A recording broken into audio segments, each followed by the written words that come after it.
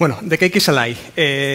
Esto es una metáfora de cómo está ahora el desarrollo de videojuegos independientes o el desarrollo de videojuegos en general. Puedes pensar que haces un proyecto que es enorme, muy bonito y lo vas a petar y realmente no es así. Así que básicamente esto no es la búsqueda del dorado que era antes. Bueno, antes de empezar, parece que me han puesto justo antes de la comida, así que parece que soy el monstruo de final de fase al que tenéis que derrotar para poder ir a comer lechazo. Así que como en un videojuego, vamos a hacerlo ameno. Lo primero es un pequeño disclaimer.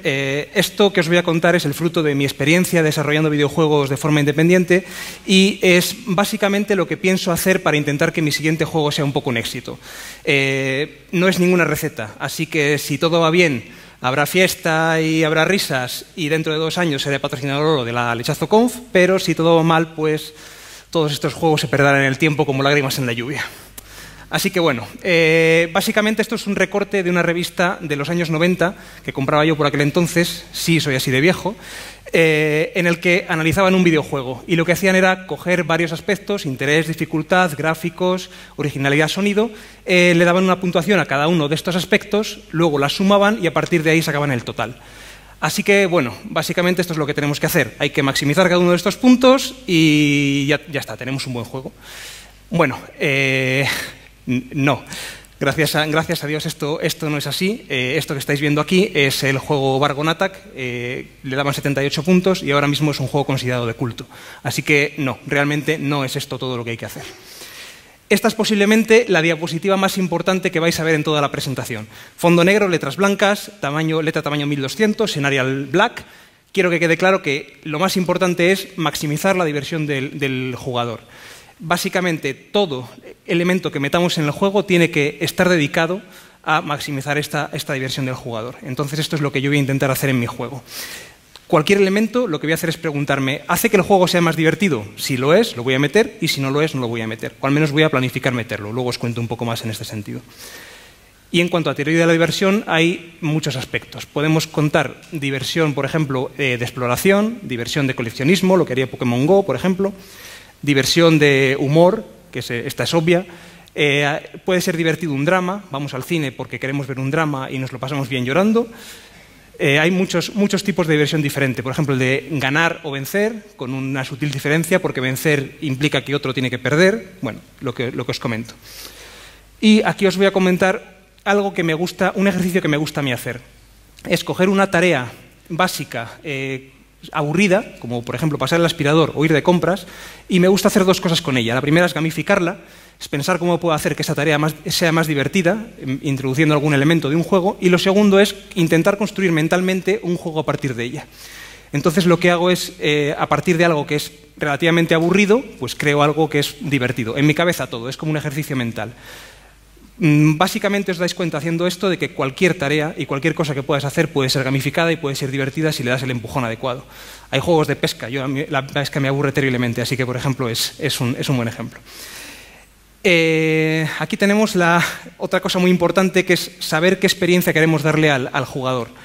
Si queremos que el jugador sea el capitán de una nave espacial, por ejemplo, pues tenemos que diseñar nuestro juego en función de esta experiencia. Y también tengo que estudiar qué emociones quiero generar en el jugador. Si quiero que se ría, si quiero que llore, ese tipo de historias. Y hay un montón de teorías y un montón de libros en torno a la teoría de la diversión. Por ejemplo, A Book of Lenses es un libro muy bueno de teoría de diversión, y lo que hace básicamente es coger un juego y lo desmonta en todos sus pedazos, analiza cada pedazo por separado y luego lo vuelve a montar para maximizar la diversión. Yo en mi caso lo que he hecho ha sido otra cosa diferente.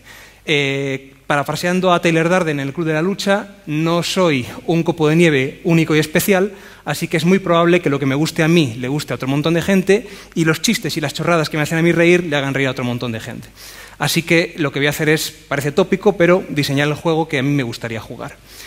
Y esto implica que, entre otras cosas, no voy a centrarme en ser políticamente correcto. Voy a hacer unos chistes que quizá no lo sean y que quizá molesten a gente, pero la verdad es que me da igual. Lo voy a intentar hacer divertido para mí y que sea lo que Dios quiera.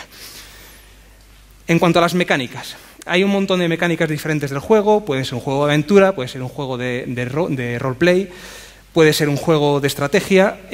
Aquí hay que ser capaces de elegir muy bien cuál es la mecánica. En mi caso, Sería muy fácil para mí hacer una implementación de un juego de estrategia, porque lo que son los enemigos son fáciles de implementar, al menos en mi cabeza. Un algoritmo A-Star de pathfinding sería relativamente fácil de implementar o fácil de encontrar ya implementado, y además es divertido de hacer. Bueno, yo en el tema, por ejemplo, de los juegos de estrategia soy un negado, nunca he sabido jugar bien a ellos, así que sería incapaz de balancear bien la diversión en un juego de estrategia. Así que nunca voy a hacer un juego de este tipo. En mi caso, lo que me gusta mucho son los juegos de aventura. Para mí es muy entretenido ir navegando por un mundo, moverme por él, ser capaz de explorarlo y sobre todo teniendo la tranquilidad de no poder morir nunca en ese juego. Un juego de aventura gráfica de tipo clásico, tipo LucasArts, es lo que nos da en este caso. A mí desde pequeño me gusta este tema. Cuando tenía 5 años estaba obsesionado con Lucky Luke, me disfrazaba como Lucky Luke, jugaba a indios y vaqueros, ese tipo de juegos. Cuando crecí un poco, me llevaron al cine a ver Regreso al Futuro 3 y fue durante mucho tiempo una de mis películas preferidas. Y luego, cuando crecí un poco más, aprendí a disfrutar del cine del western tradicional, del cine de El bueno, el y el malo, por ejemplo, ese tipo de películas. Así que tengo bastante claro que el juego que quiero hacer es un western. Para los que seáis un poco más jóvenes, este tipo duro que veis aquí es Clint Eastwood, aunque no lo creáis. Así que bueno, lo que he hecho ha sido empezar una fase de documentación con respecto al juego en la que he cogido todo lo que ha caído en mis manos, todo el material de lectura que ha caído en mis manos, cómics, libros, todas las películas de western, he escuchado música de western y lo que he hecho ha sido fundirlo en mi cabeza para intentar sacar cuáles son las cosas que hacen que un buen western sea un western que todos queramos ver.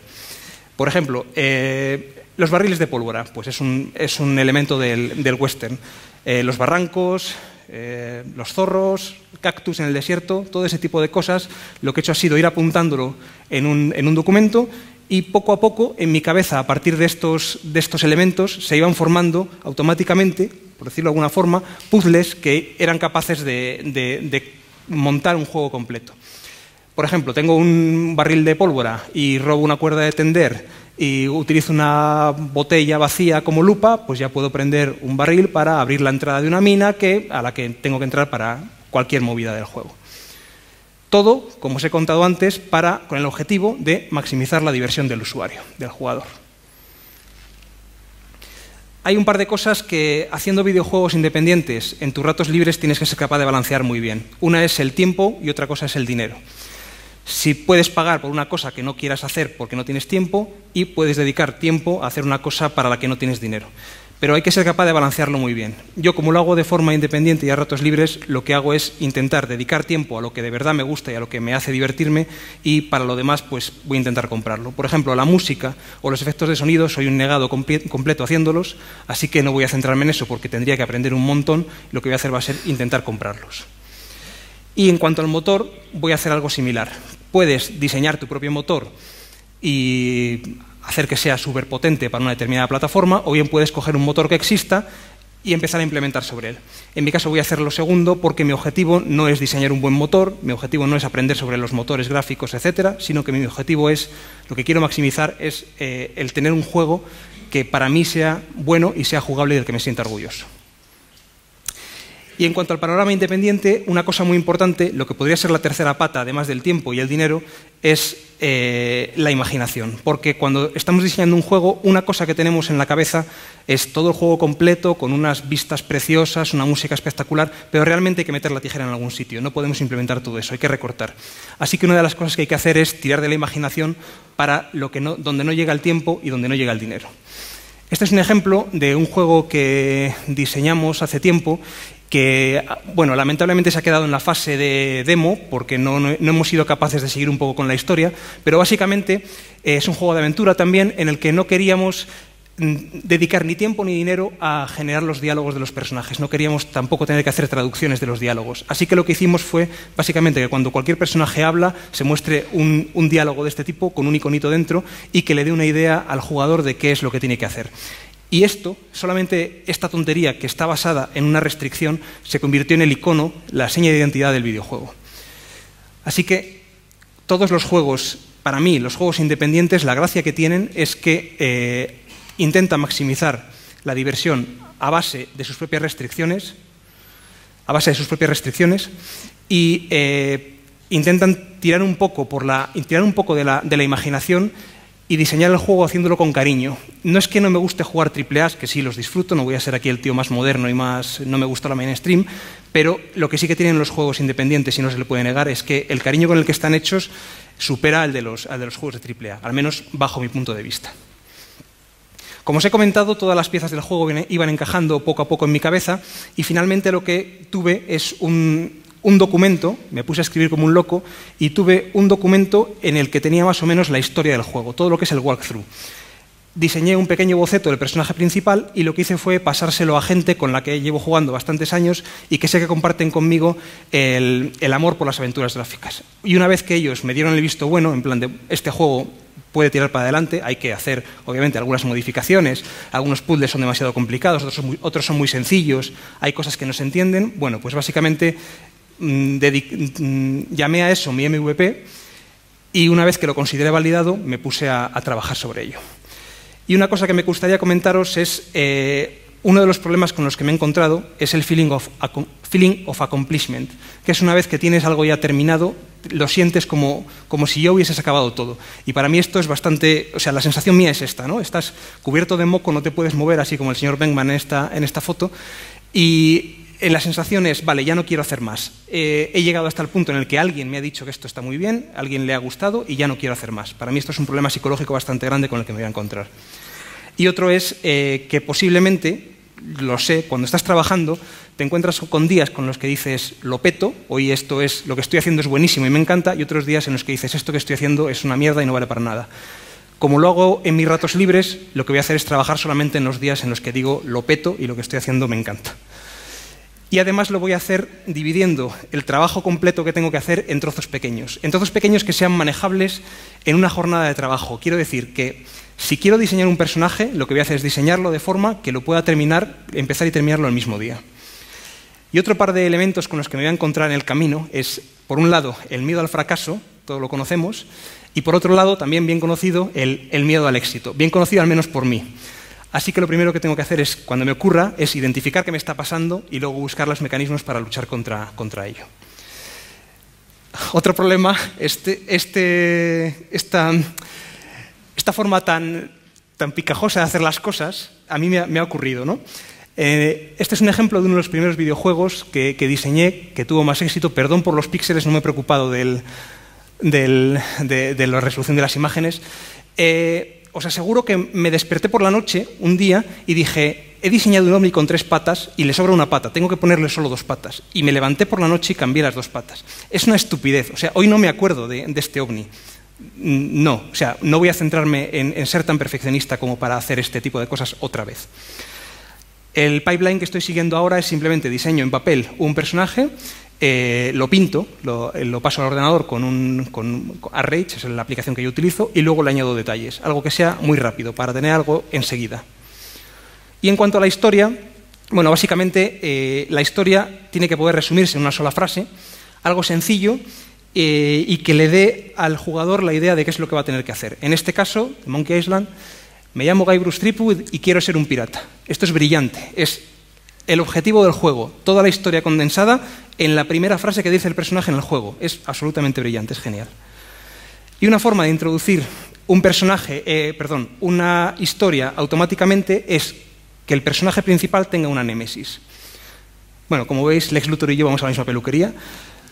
En mi caso, Lone, que es el personaje principal, tiene una némesis que es Pragvadas, que es el señor malote al que tiene que enfrentarse a lo largo de todo el juego. Y aquí me gustaría dar un par de pinceladas en un par de detalles. Por un lado, el pricing. Es difícil decirlo porque no estoy todavía en esa fase, pero bueno, lo que quiero hacer es identificar a los jugadores, básicamente 3 tipos. El jugador que va a comprar el juego y lo va a jugar de cabo a rabo, entero. El jugador que va a comprar el juego y solamente va a jugar una pequeña parte para ver cómo es, para disfrutar un poco del ambiente. Y el jugador que lo va a comprar y no lo va a jugar nunca. Yo tengo una biblioteca de Steam de 300 títulos y no he jugado al 10% de ellos. Entonces yo quiero apuntar a los 3 jugadores. Y lo voy a intentar hacer poniendo un precio lo suficientemente bajo como para bajar la barrera de entrada al usuario como para que psicológicamente sea bajo y fomente la compra compulsiva. Y por otro lado, intentar poner un precio un poquitín más bajo que el de la competencia directa. Competencia no es competencia porque cada juego es distinto y es un mundo, así que nadie va a comprar un juego y va a quitar el de al lado, a no ser que va a no comprar el de al lado, a no ser que sea un caso muy flagrante de algo que es completamente similar. Y por otro lado, la financiación. También me gustaría dar alguna pequeña pincelada porque, bueno, básicamente me gustaría que mi juego fuese autofinanciado, o sea, básicamente estoy poniendo yo mis ahorros y mi tiempo con ello, pero sí que me gustaría también hacer una campaña de crowdfunding. Y me diréis, ¿y cómo se come eso? O sea, lo autofinancias, pero haces una campaña de crowdfunding. Vale, básicamente el juego estará terminado con la financiación propia. O sea, se podrá jugar entero con la financiación propia. Pero si consigo algo de crowdfunding, si la campaña tiene éxito, por ejemplo, lo que haré será todas esas restricciones que os he comentado antes, intentaré volver a meter alguna de las cosillas. Intentaré meter más animaciones, intentaré meter mejores sonidos, quizás diálogos, ese tipo de cosas que he tenido que quitar antes, las intentaré meter ahora. Obviamente, si viene un inversor y me quiere dar pasta, pues no le voy a decir que no, ¿no? Así que, bueno, básicamente, a mi modo de ver, desarrollar un juego es básicamente esto, es hacer malabares con motosierras, que es muy divertido, pero te puedes cortar una mano. Y como conclusión, por si no lo he dejado suficientemente claro, para mí lo más importante es lo siguiente, nos lo va a decir Rebecca Black, la diversión del juego, o sea, hacer que el juego sea lo más divertido posible. Esto es todo, si tenéis alguna pregunta estaré encantado de contestaros. Muchas gracias. Hola. Hola. Personalmente a mí el concepto de diversión me parece difuso, ¿no? ¿Has llegado en algún momento a estar desarrollando un juego y decir, vale, voy a parar aquí, esto solo me gusta a mí? Sí. Gracias. Sí, de hecho, el tema del MVP está muy relacionado con esto. Desarrollé un juego, hice una ambientación preciosa, el juego a mí me encantaba visualmente, hice una mecánica muy complicada que funcionaba por sí misma, pero cuando monté la primera pantalla me di cuenta de, madre mía, esto es terriblemente aburrido. Es o muy extremadamente fácil o muy extremadamente difícil. Entonces, te vas si me voy a un extremo de ese tipo, es completamente imposible que el juego sea divertido. Así que sí, me ha pasado. Me he encontrado con estar desarrollando algo y decir, madre mía, tengo que parar aquí porque esto no es divertido. O sea, no me gusta ni a mí. Siguiente.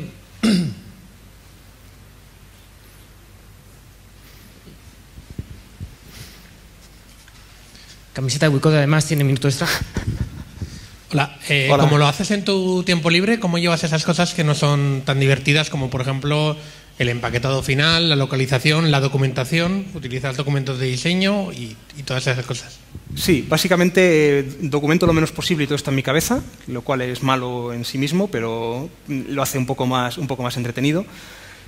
Y sí, el hacerlo en el tiempo libre pues te implica que hay cosas que no vas a poder hacer. Hay que intentar recortar, igual que os he contado que hay que recortar en el tema de la funcionalidad del juego, hay que recortar en el procedimiento en sí mismo. Por eso os decía lo del tema del motor. No sé si te respondo, ¿quieres que elabore un poco? Vale. ¿Me lo pasé? ¿Utilizas algún proceso de validación de las escenas o de los capítulos o de los niveles? Básicamente el mismo que para el MVP. Una vez que tengo la escena creada y el puzzle completo, o sea, si ves un juego de aventura no se desarrolla toda una misma escena, sino que tienes que moverte de pantalla en pantalla para ir cogiendo objetos e ir componiéndolos. Entonces sí, básicamente una vez que tengo el puzzle completo, hago lo mismo. Intento que alguien que juega aventuras y que sé que disfruta de aventuras gráficas lo juegue y me diga, ¿va bien o no va bien? Tenemos unos minutillos.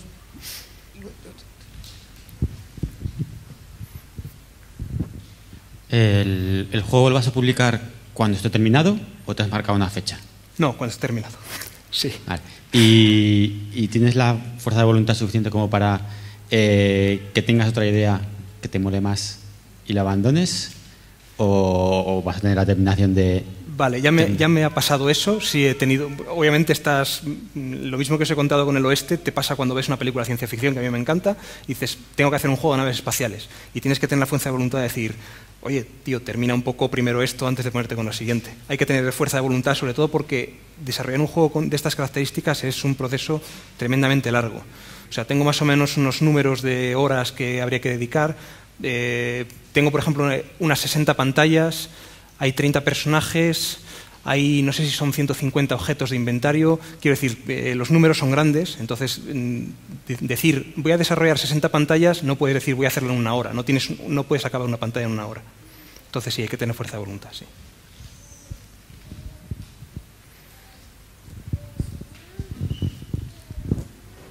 Supongo que esto depende ya un poco más del motor que decidas usar y el género del juego, pero ¿cuál es la estrategia que sueles seguir a la hora de escoger la plataforma? ¿Intentas priorizar portabilidad? ¿Te centras en una sola?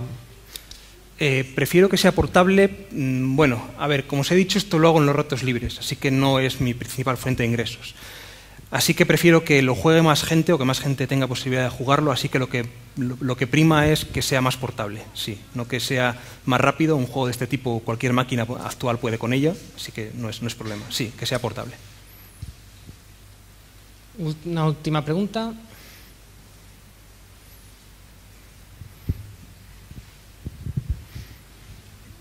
Bueno, quería preguntarte, aparte de las cosas que dices que externalizas como música y demás, ¿el resto del marrón te lo estás comiendo tú solo? O, porque, a ver, es algo que, no sé, desde mi experiencia propia, si es algo que solo haces tú, al final te acaba quemando. No sé si en este caso o en otros has trabajado con más gente y cómo bueno, pues gestionáis ese equipo, ¿no? Sí, en otros casos he trabajado también con más gente y en este caso también. Tuve la idea de contratar a una diseñadora que es una chica que hace un trabajo espectacular. O sea, ha trabajado para revistas, ha trabajado, bueno, ha hecho cómics, es una pasada. Y lamentablemente no ha podido por tiempo porque está estudiando a la vez. Entonces sí, ahora mismo estoy trabajando con otra diseñadora que da la casualidad que es mi pareja y es la que está comiéndose el marrón de la mayor parte de las escenas. Para mí no es lo ideal, porque a mí realmente el dibujar, el hacer tanto los bocetos de las escenas, que son, en este caso las que veis son vectoriales, como los personajes que están dibujados a mano, me relaja muchísimo. Entonces me quita bastante presión del día a día. Pero sí, si no lo haces, o sea, si no lo haces con alguien, si no te buscas a alguien que te ayude y que además te empuje también, por lo que comentabas antes del tema de la motivación, es muy difícil hacerlo solo, sí. Pues muchas gracias. Hay que cortar. Un aplauso.